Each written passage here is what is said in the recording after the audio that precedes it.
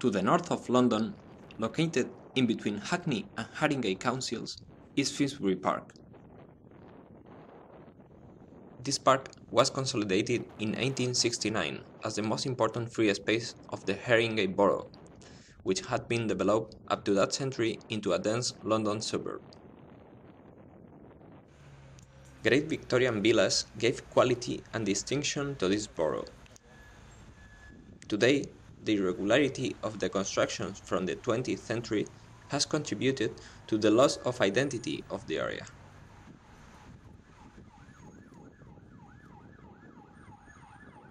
Sergison-based housing is situated in the park's south border, separated of it by Seven Sisters Road, a way of intense traffic that crosses North London from east to west. The street facade from Seven Sisters towards the park has a characteristic profile and scale, determined by the dimension of the original Victorian villas. This profile has more or less been maintained despite of the low quality of some of the new buildings that integrate it. In this profile, the housing object of study integrates brilliantly. It is divided into two blocks of same width and different height, adapting itself in the skyline, which is slightly changeable. These two blocks join to the right, allowing the entrance of vehicles through the left and reminding the characteristic frontality of the urban villa. The plot has great depth and a difference of level of almost one floor between the street and inside. The depth allows to densify the plot with a third smaller internal block. In the other hand, the difference of level allows adding an extra floor in the frontal blocks, without sacrificing the compromise of the building with the park's skyline.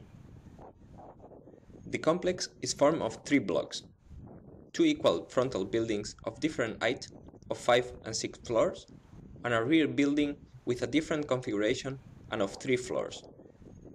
The intermediate spaces mixes garden zones with a parking area. The main blocks are distanced from the street firstly by a brick and railing wall that defines the access to the blocks, and secondly by an important private courtyard of the lower ground floor apartments. This distance is critical due to the traffic density of Seven Sisters Road. Both frontal blocks are very close to each other. The smaller is set back even more in relation to the street. The faceted geometry of the plans plays with this proximity and this movement of the volumes, producing an intermediate suggestive space. The steps of the blocks and of their facades orientates them cleverly towards the little sun they can reach, in its northwest orientation. The slightly deformed cubic geometry, as well as the language of the facade, is repeated in the third block, that is organized in a much simpler way and of less interest. The architectural image is powerful, solid and heavy, deliberately away from the paper-thin architecture usual in the British social housing today. Here is in equal parts of the brick urban housing of London early 20s and of the 50s British brutalism. The burnt red brick extrudes the irregular perimeter of the plan. Horizontal strips of precast concrete show the structural slab. The halls of the apartments occupy the complete height between the slabs. The building is crowned with a concrete slab that cantilevers with its own shape over the volume and hides the slightly pitched, hipped roof. The composition rules are very simple. The goal is of simplifying and reducing the details. The halls are reduced to two sizes, independently of they are balconies, windows or doors. Everything stays integrated inside the volume. The expression of the concrete, which requires a complex mechanism to break the thermal bridge, is the only weak point over the constructive solidity of the building. The main blocks are organized as small towers. A central core of stairs and elevator divide the plan into 4 corner apartments. The access to the blocks is sophisticated. The wall that delimits the plot alternates stairs and ramps up to the access level, where a canopy extending from the main block leads you to the door. The communal spaces are simple, and the detailing very economical and direct. Nevertheless, the image is refined through a carefully designed signaling and some selected elements, like the entry doors.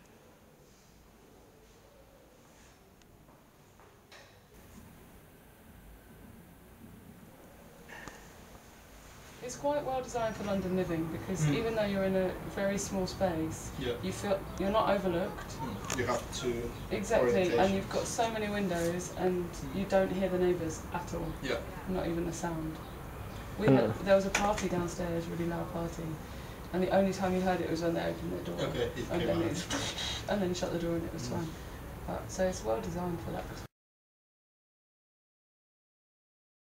In the morning, sitting on the balcony is full sun, no wind. So. But this is like the best weather we've had in England. 1,000 years since it was built. But our friends who bought this, they bought it, they own 25% of the flat. Okay. And the rest is another problem. Central Anglia, the developer. So you probably know in the UK it's quite difficult for first-time buyers to buy properties because it's a very competitive housing market. So yeah, they bought 25% of it. Actually, they bought it at a bad time because they bought it just at the top of the bubble and then the market collapsed. So they're a bit pissed off, I think. But there's a shame the balcony's a good size as well. But with the bicycles on the balcony, it's not great. But there is a bicycle storage on the ground floor. But I had my bike stolen from there, so now we bring our bikes upstairs. Inside the building. Yeah. But again, that's not the architect's fault.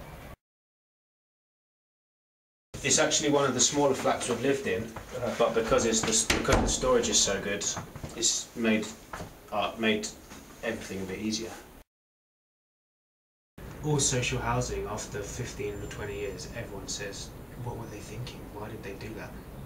Whereas it's horrible. Maybe this one will stand up more, you know. When you look at the roads next, like kind of off here, and they're like 90s, I guess, social housing, and they look better than other social housing, but still very dated in that they feel like very. But this is a mixture, isn't it? This isn't all social housing. I think it's. So people are ready to. And that's the new legislation. I think they have to have. All new developments have to have some mixture. Yeah. I think that's the answer. That's the future, really.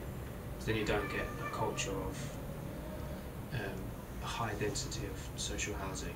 That's when you get lots of social problems.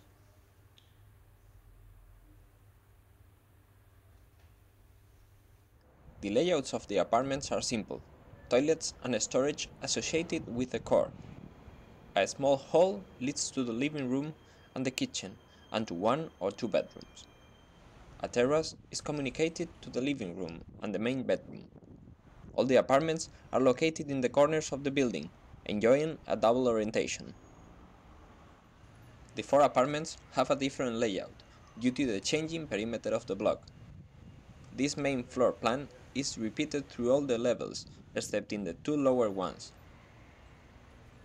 Starting from a strict and orthogonal arrangement and an only type of apartment, the changing shape of the perimeter distorts that type, producing the variation. 4 different units of between 45 and 53 square meters. This urban housing in Finsbury Park is a good example of the main model to produce social housing through housing associations in the UK, mixing private and social housing in the same complex. This situation requires a high density in order to obtain a minimum return and continue to make this model sustainable. This project turned these requirements into its allies.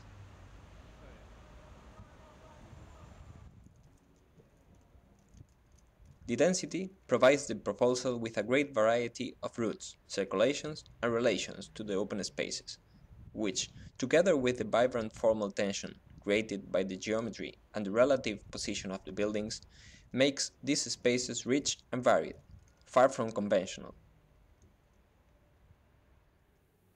The apartments are compact and tight, but due to their big windows and its corner position, They are luminous and surprisingly open. The irregular geometry, instead of conditioning, individualizes the apartments, activates the single type producing 4 variations, offering altogether an exemplary balance between function and character.